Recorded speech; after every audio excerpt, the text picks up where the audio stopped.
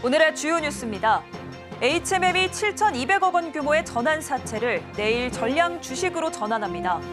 그동안 민영화 추진의 걸림돌로 작용했던 자녀 시비 문제가 해소되면서 HMM의 새 주인 찾기가 다시 속도를 낼 거란 전망이 나옵니다. SK텔레콤이 인공지능 사업에서 성과를 나타내며 올 1분기 실적 개선을 이룬 모습입니다. 다만 앞으로 실적에 해킹 공격으로 인한 가입자 이탈, 유심 교체 비용 등이 반영되며 성장세가 꺾일 수 있다는 관측이 나옵니다. 중국발 공급 과잉 심화와 수요 부진으로 석유화학업계 불황이 장기화하고 있습니다. 롯데케미칼과 LG화학 등 비포가 불황을 넘기 위해 각사의 상황에 맞는 전략을 짜며 위기 극복에 나서고 있습니다. 사모펀드 MBK 파트너스가 보유 중인 롯데카드의 매각 작업이 다시 본격화되고 있습니다. 매각 측이 롯데카드 몸값을 2조 원대로 낮추는 등 강한 매각 의지를 보이는 가운데 하나금융지주가 유력한 인수 후보로 떠올랐습니다.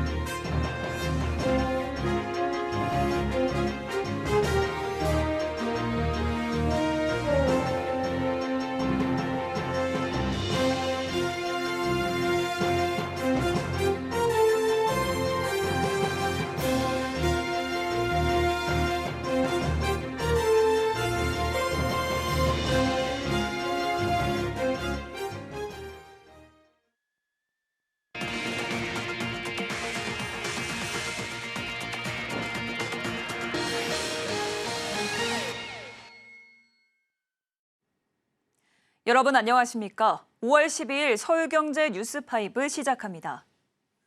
HMM이 해운업 위기 당시 수혈받은 영구채 가운데 마지막 7,200억 원 규모의 전환 사채를 내일 전량 주식으로 전환합니다. 그동안 민영화 추진에 걸림돌로 작용했던 전환 사채 문제가 해소되면서 새 주인 찾기에 다시 속도가 붙을 거란 관측이 나옵니다. 이해란 기자입니다. HMM이 내일 보통주 1억 4,400만 주를 유가 증권시장에 추가 상장합니다. 산업은행과 한국해양진흥공사가 보유한 영구 전환사채를 주식으로 전환하는 겁니다. 이로써 HMM의 총 발행 주식 수는 기존 8억 8,103만 주에서 10억 2,503만 주로 약 16.3% 증가합니다. 이 전환사채는 정부가 보유한 마지막 영구채 물량. HMM은 해운업 위기 당시 유동성 확보를 위해 산은과 해진공을 상대로 총 3조 5,800억 원 규모의 시비를 발행한 바 있습니다.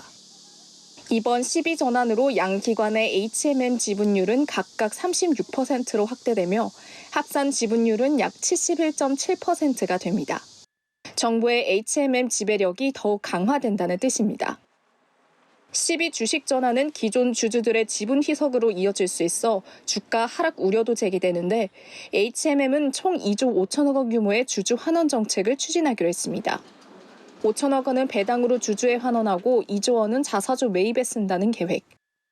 그동안 민영화 추진에 걸림돌로 작용했던 자녀 시비 문제가 해소되면서 HMM의 새 주인 찾기가 다시 속도를 낼 거란 전망이 나옵니다.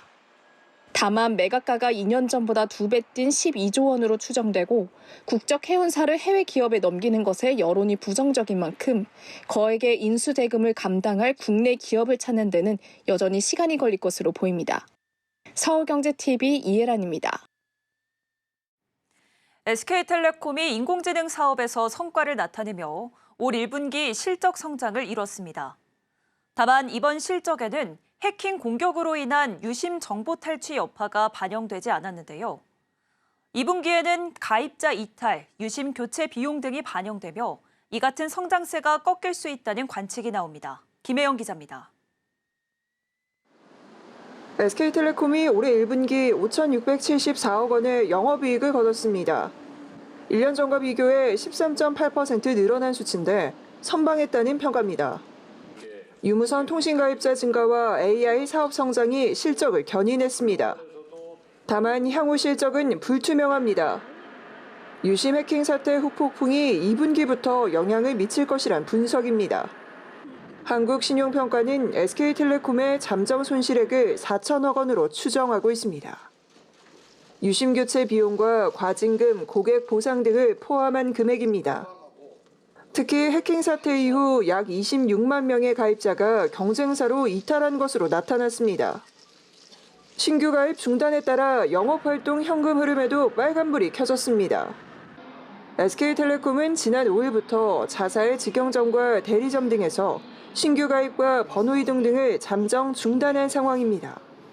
원활한 유심 교체를 위한 대책인데 가입자 2만 5천 명 중 지금까지 유심 교체를 받은 건 143만 명.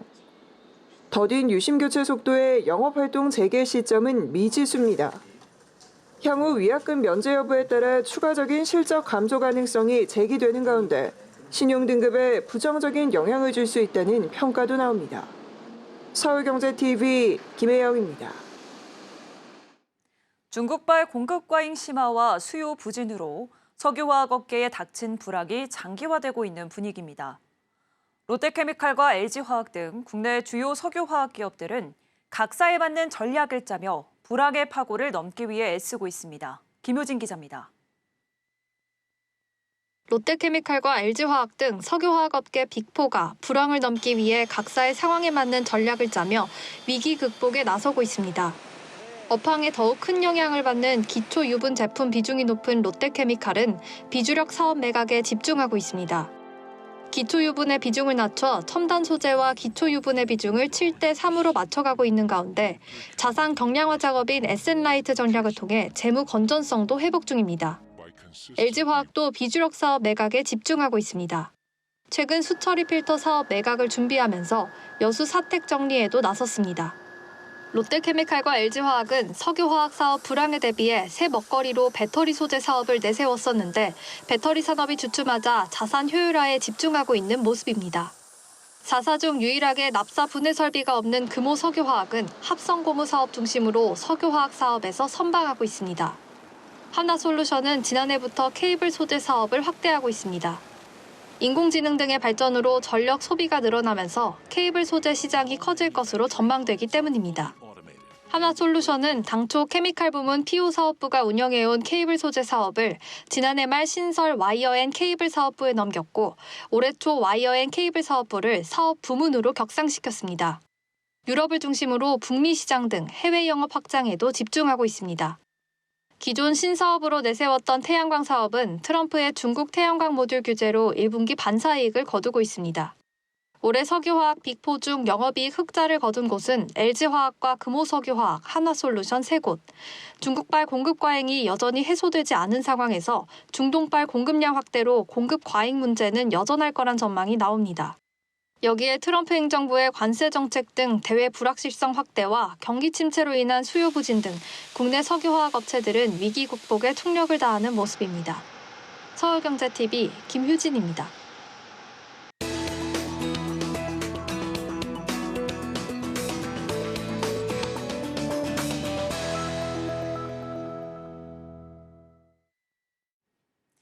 네, 사모펀드 MBK 파트너스가 보유 중인 롯데카드의 매각 작업이 다시 본격화되고 있습니다.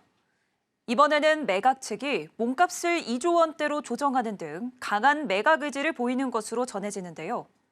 롯데카드의 주인이 바뀔 수 있을지 카드업계가 주목하고 있습니다.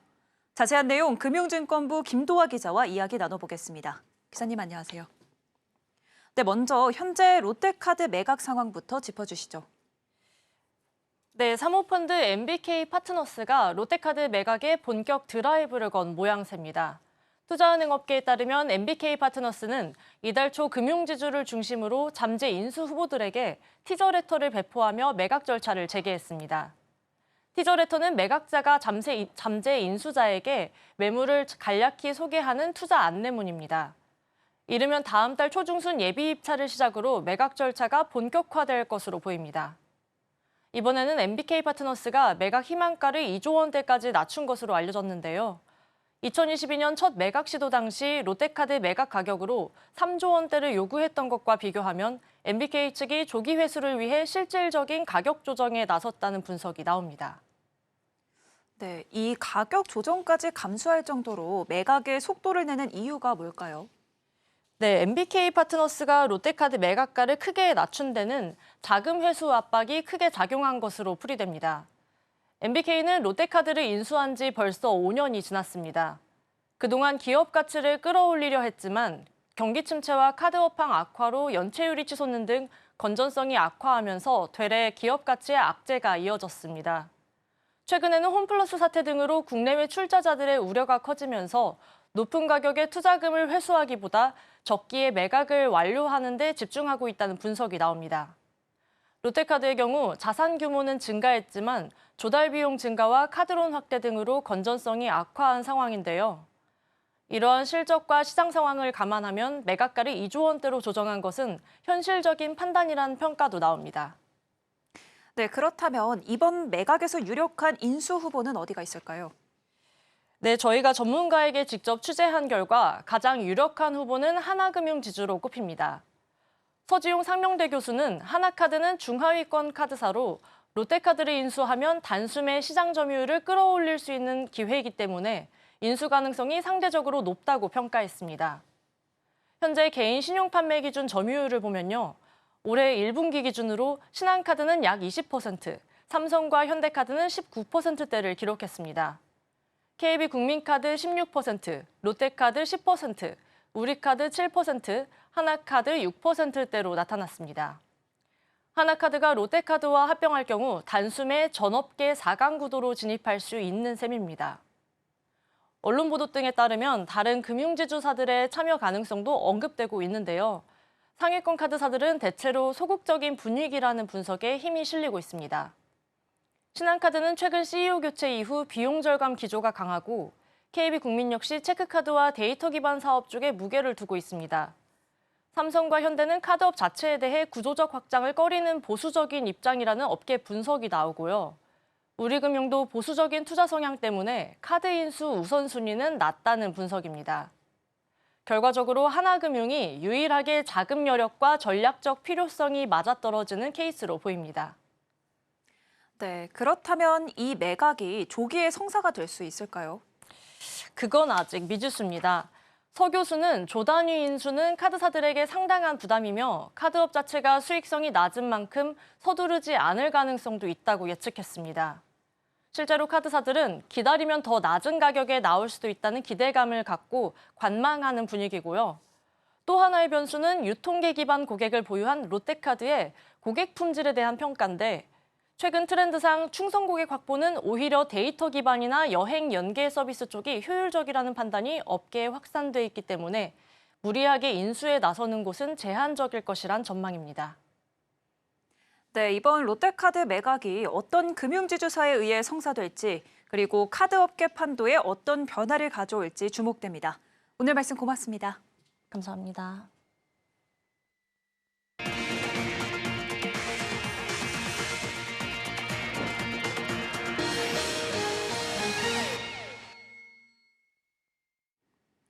KB국민은행에서 46억 원 규모 허위 대출 금융 사고가 발생해 조사가 진행 중입니다.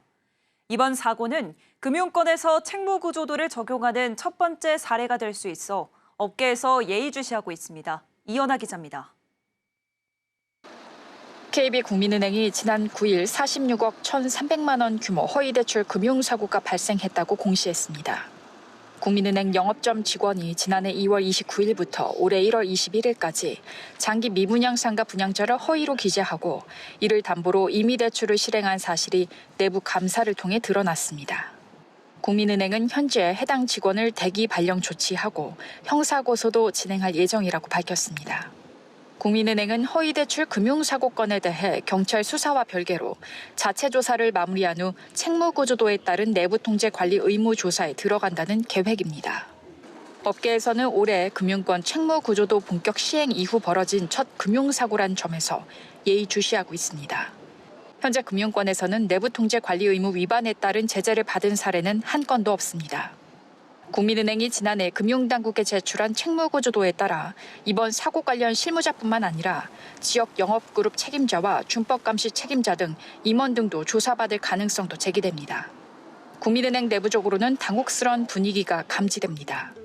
이미 지난해 9월 채무관리 업무를 총괄하는 전담 조직인 KB 채무관리실 신설에 이어 구체적인 내부 통제 강화 방안을 발표한 바 있습니다.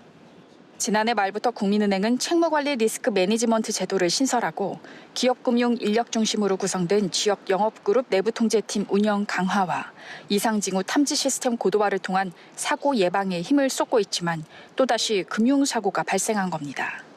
올해 1월 취임한 이완주 국민은행장은 신뢰 회복을 핵심 목표로 내세웠지만 올해 공시 기준 총 4건 110억 원이 넘는 금융사고가 발생하면서 내부 통제 강화라는 최우선 과제를 부여받게 됐습니다. 서울경제TV 이연아입니다. 올해 들어 국내 도급 순위 상위 10개 건설사들의 도시정비 사업 수주 실적이 14조 원을 넘어섰습니다. 작년 수주액의 절반가량을 따낸 건데요. 다만 건설사들 간 실적 차이가 극명하게 갈리며 수주 양극화 현상이 뚜렷하게 나타나는 모습입니다. 이지영 기자입니다. 올해 1월부터 4월까지 국내 도급 순위 10대 건설사의 도시정비 사업 수주액은 총 14조 7천억 원입니다.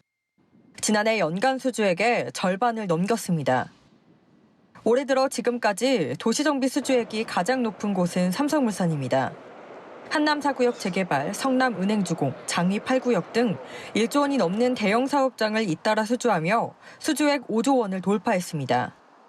이어 롯데건설, GS건설, 포스코ENC 등 순으로 나타났습니다. 반면 현대엔지니어링과 SK에코플랜트는 도시정비 수주 제로의 실적을 기록하고 있습니다.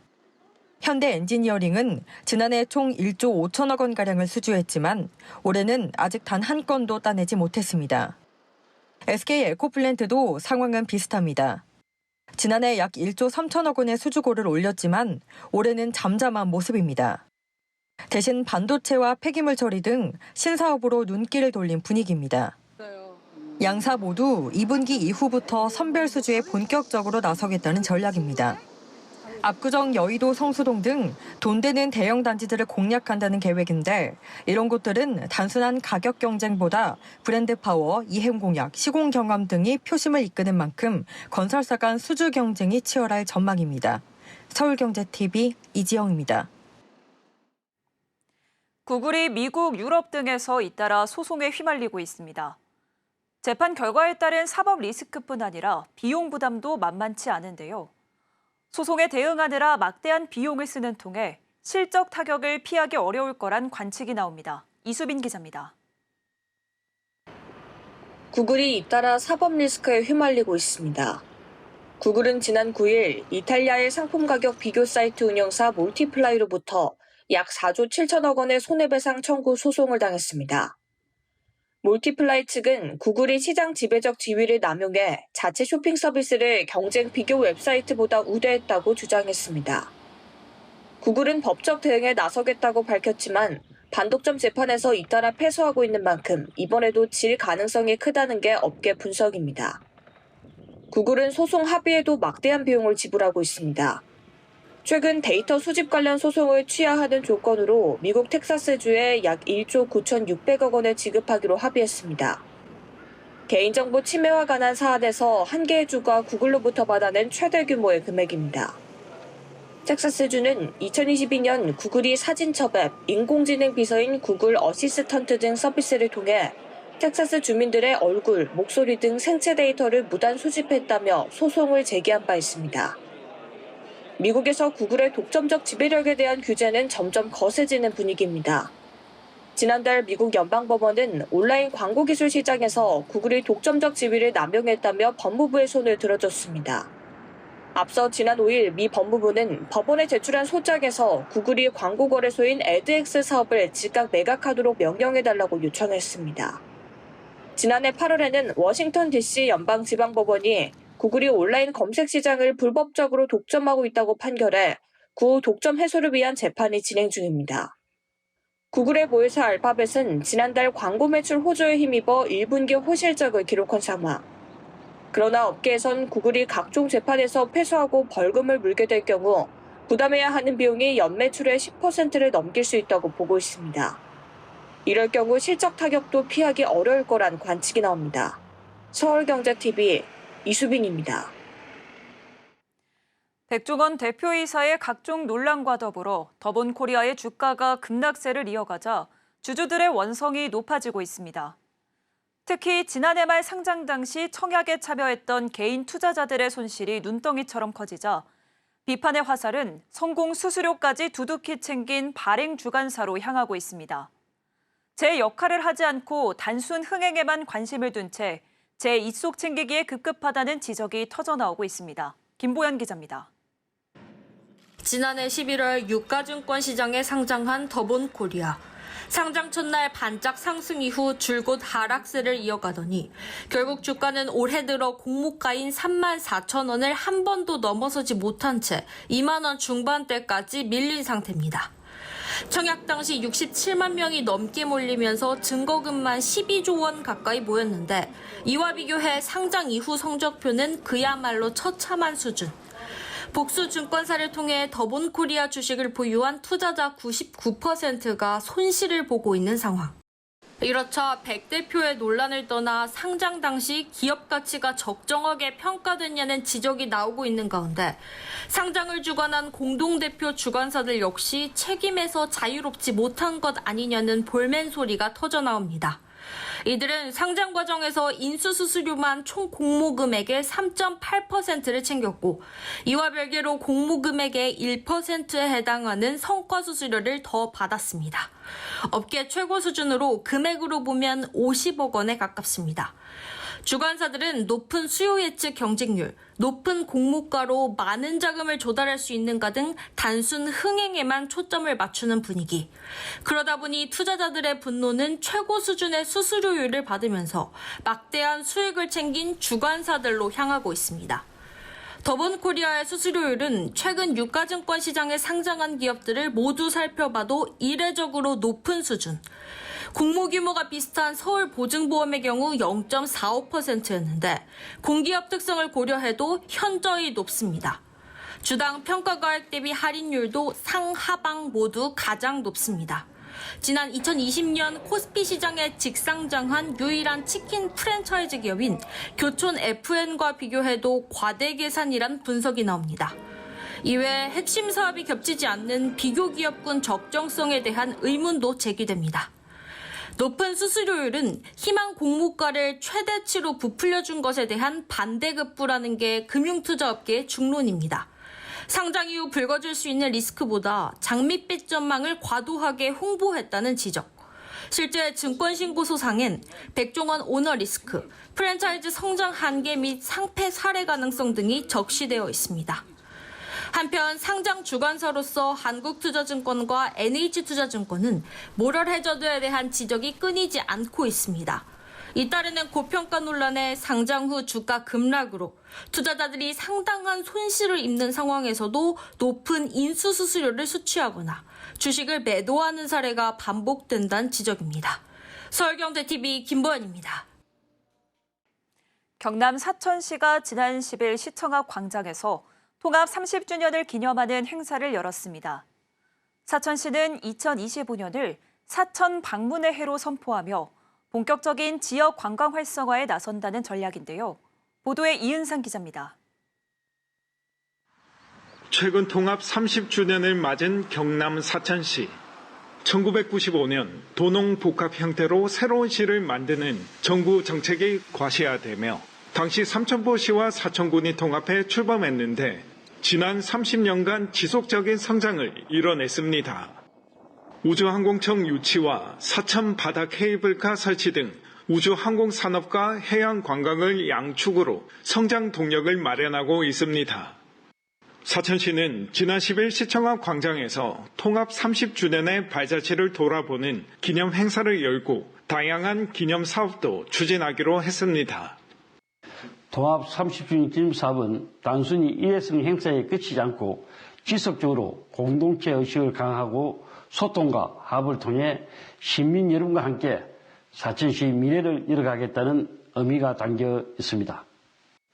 사천시는 통합 30주년을 맞아 2025년을 사천 방문의 해로 선포하며 해양 관광 활성화에 적극 나선다는 계획. 사천시는 체류형 관광을 핵심 전략으로 삼고 올해 관광객 1,700만 명 유치를 목표로 내걸었습니다. 문무르는 관광을 위해 우수한 먹거리와 숙박시설을 개선하여 지역 경제에 활력을 불어넣고 사천시를 방문한 관광객들에게 잊지 못할 추억을 선사해 나갈 계획입니다. 올해 통합 30주년을 맞은 사천시가 사천 방문회의 선포를 통해 국내를 대표하는 해양 관광 도시로 도약할 수 있을지 기대됩니다. 서울경제TV 영남 이윤상입니다. 홍범식 LG U+ 사장이 SK텔레콤 해킹 사태 직후 이번 사태를 영업기회로 활용하지 말라는 내부 지시를 내린 것으로 알려졌습니다. 이동통신 시장 점유율을 끌어올릴 절호의 기회임에도 사회적 혼란을 악용하지 않겠다는 의지를 보인 것이란 분석이 나옵니다. 이마트가 전방위적 혁신을 통한 본업 경쟁력 강화와 수익성 제고 노력에 힘입어 올해 1분기 영업이익이 작년에 3배를 웃도는 깜짝 실적을 냈습니다.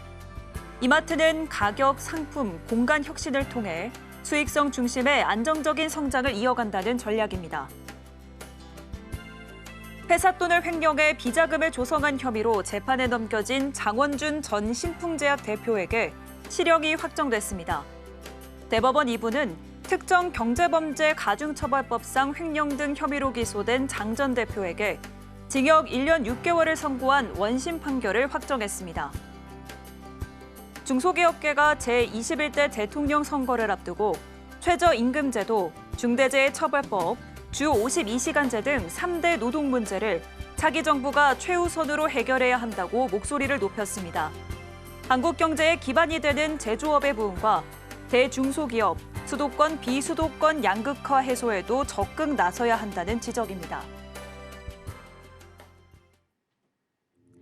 서울경제 뉴스 5, 저희가 준비한 소식은 여기까지입니다. 함께해 주신 여러분 고맙습니다.